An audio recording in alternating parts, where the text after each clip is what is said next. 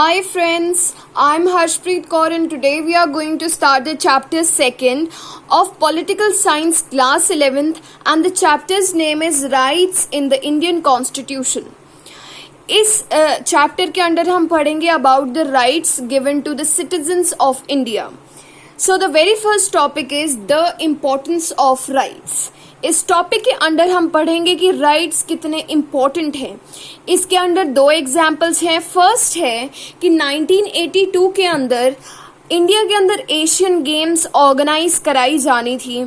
इसकी वजह से कुछ स्टेडियम्स की जो है कंस्ट्रक्शन करानी थी, तो कुछ वर्कर्स को जो है एम्प्लॉय किया गया ताकि वो फ्लाई ओवर्स और स्टेडियम्स बनाएं.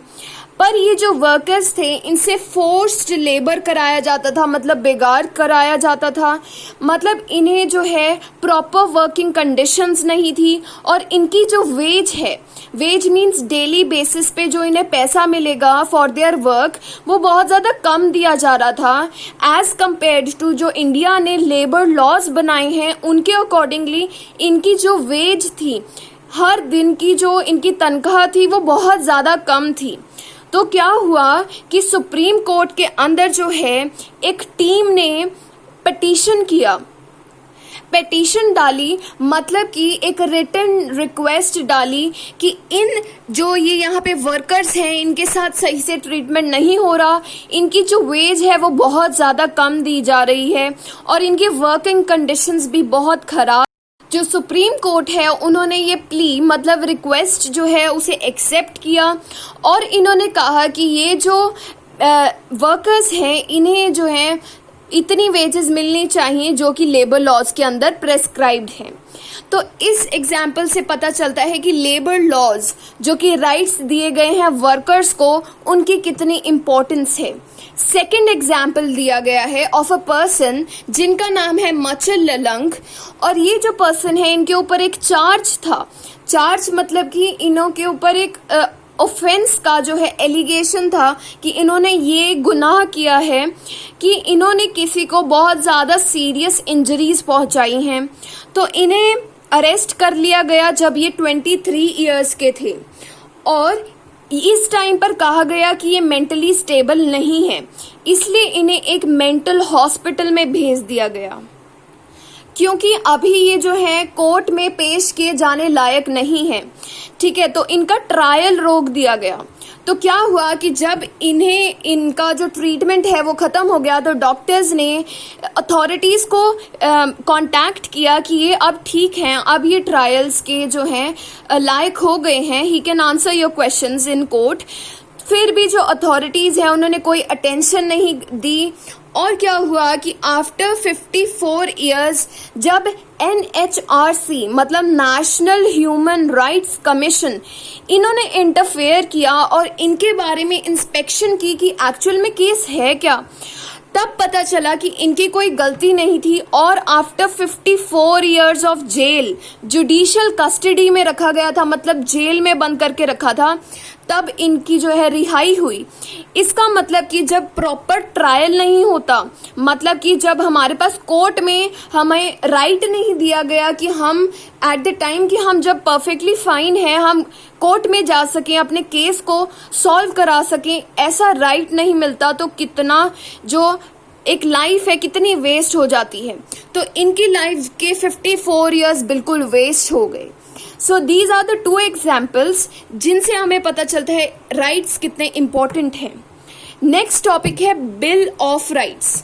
बिल ऑफ राइट्स का मतलब है कि ऐसी लिस्ट जिसके अंदर जो राइट्स जो है दिए गए हैं हमारे कॉन्स्टिट्यूशन के अंदर.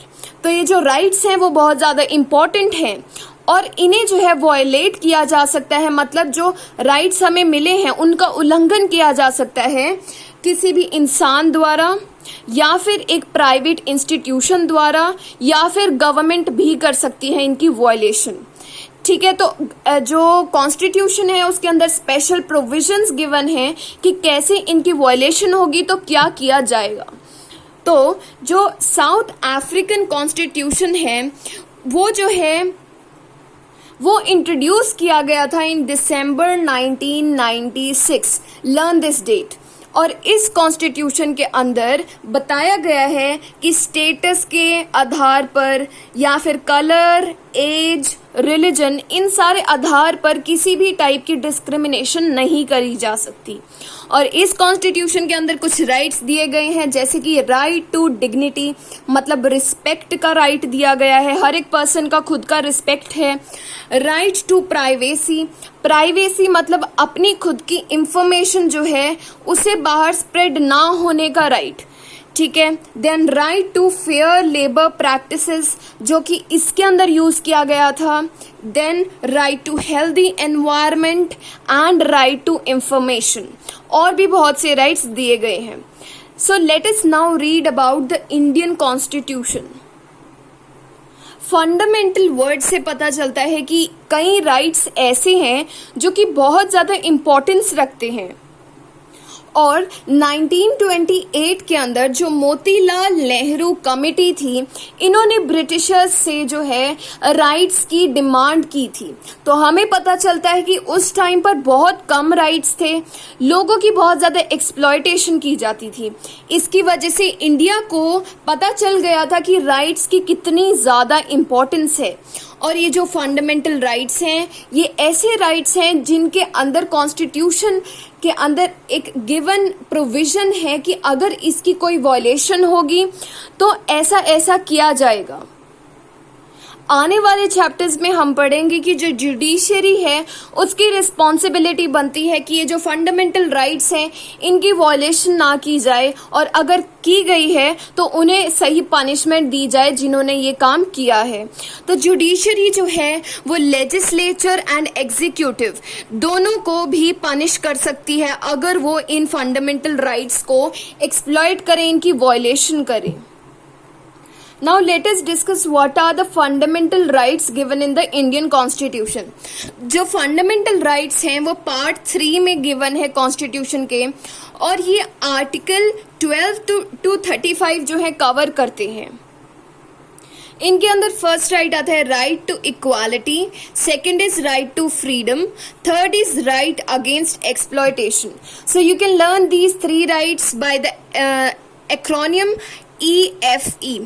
Right, now the fourth one is right to freedom of religion, fifth cultural and educational rights, then right to constitutional remedies. You can learn these 3 rights in order FRCECR, ठीक है, EFE FRCECR, ऐसे आप अगर learn करना चाहते हैं तो ऐसे लर्न कर सकते हैं। Now we are going to discuss about right to equality. जो राइट टू इक्वालिटी है वो आता है from 14 article to 18, right. So there are 5। तो पहले आर्टिकल 14 के अंदर क्या है? आर्टिकल 14 बताता है there is equality before law. अब हमने कॉन्स्टिट्यूशन के अंदर बहुत से लॉज बना दिए हैं, तो फंडामेंटल राइट्स का सबसे पहला जो राइट है वो है कि जो लॉज बनाए हैं वो लॉज सभी लोगों को इक्वल प्रोटेक्शन देंगे। Equal protection of laws. This is Article 14. Coming to the Article 15. 15 क्या कहता है? Prohibition of discrimination on the grounds of 5 चीजों के ऊपर किसी भी टाइप की डिस्क्रिमिनेशन नहीं हो सकती। Religion, race, caste, sex and place of birth. इन 5 चीजों पर देयर इज प्रोहिबिशन, मतलब कि मनाही है, ऑफ डिस्क्रिमिनेशन, ये आर्टिकल 15 कहता है। तो डिस्क्रिमिनेशन नहीं होगी। इससे आपको क्या याद रखना है कि जितनी भी पब्लिक प्लेसेस हैं उनके ऊपर जो है सभी सिटीजन्स का इक्वल राइट है। There is equal access to restaurants, public places, wells etcetera. जितनी भी चीजें हैं उनके ऊपर सभी का इक्वल राइट होगा। कहीं पे भी जाएंगे, होटल में जाएंगे, रेस्टोरेंट में जाएंगे, everyone can go. Then article 15 के अंडर जो गवर्नमेंट है वो विमेन एंड चिल्ड्रन के फेवर में जो है कई ऐसे स्पेशल प्रोविजंस बना सकती है, क्योंकि इन्हें जो है अपलिफ्टमेंट की ज़रूरत है। हमारी सोसाइटी में इन्हें एक स्पेशल प्रोविजन दिया गया है अंडर आर्टिकल 15। आर्टिकल 15 के ऊपर एक पिक्चर भी बनाई गई है, that is article 15। You can see this picture. Now let us move to the Article 16 under the right to equality. ये बताता है equality of opportunity in public employment, मतलब कि सरकारी जॉब्स के अंदर सभी को इक्वल अपॉर्चुनिटी मिलेगी, यहाँ पर कोई भी डिस्क्रिमिनेशन नहीं होगी। और इसके अंडर आर्टिकल 16 क्लॉज 4 के अंदर बताया गया है कि इन पब्लिक एम्प्लॉयमेंट के अंदर जो रिजर्वेशन दी जाती है बैकवर्ड क्लासेस को, that is SC and ST या फिर विमेन को, ये कोई भी डिस्क्रिमिनेशन नहीं है, क्योंकि इन लोगों को चाहिए, विमेन को और बैकवर्ड क्लासेस को, एक इक्वल लेवल पे इन्हें अपलिफ्ट करने के लिए, इसलिए जो है रिजर्वेशन दी जाती है, right. So we discussed article 14 equality before law, article 15 there is no discrimination, article 16 deals with the public employment, then comes abolition of untouchability, article 17, मतलब कि untouchability जो है उसे बैन कर दिया गया है अंडर आर्टिकल 17, ये हमने पहले भी डिस्कस किया है। अगर कोई भी अनटचेबिलिटी को प्रैक्टिस करेगा तो वो एक पनिशेबल ऑफेंस होगा, मतलब कि इसके ऊपर जो पनिशमेंट है वो दी जा सकती है। नेक्स्ट है आर्टिकल 18। आर्टिकल 18 क्या कहता है? There is abolition of titles. Abolition मतलब बैन कर दिए गए हैं टाइटल्स, एक्सेप्ट दो चीजों के टाइटल्स नहीं किए गए, एक है एकेडमिक्स और दूसरी है मिलिट्री। इन दोनों के अंदर जितने भी टाइटल दिए जाते हैं वो बैन नहीं करे, पर इससे अलावा सारे टाइटल्स बैन कर दिए गए हैं। जैसे कि ब्रिटिश रूल के अंडर जो है खान बहादुर जैसे टाइटल्स दिए जाते थे, तो उन सारे टाइटल्स को जो है बैन कर दिया गया, सभी लोगों को इक्वालिटी दे दी गई। So let us revise once. There is equality before law, article 14, then 15 there is no discrimination, then 16 there is in public employment there is equality, 17 और 18 ऑबोलिशन करता है दो चीजों का, 17 करेगा अनटचेबिलिटी का और 18 करेगा टाइटल्स का। ठीक है, आई होप कि आपको सब कुछ समझ आ गया है। तो इस वीडियो के अंदर हमने डिस्कस किया about 2 examples, then what is bill of rights, then we talked about the South African constitution, then we talked about the 6 fundamental rights given in the constitution, then we did in a detail we have discussed about the right to equality and there are 5 articles under it. So you must learn all these things. I hope कि मैंने अपना best किया हो। Please subscribe करना channel को if you liked the videos of my channel. Thank you.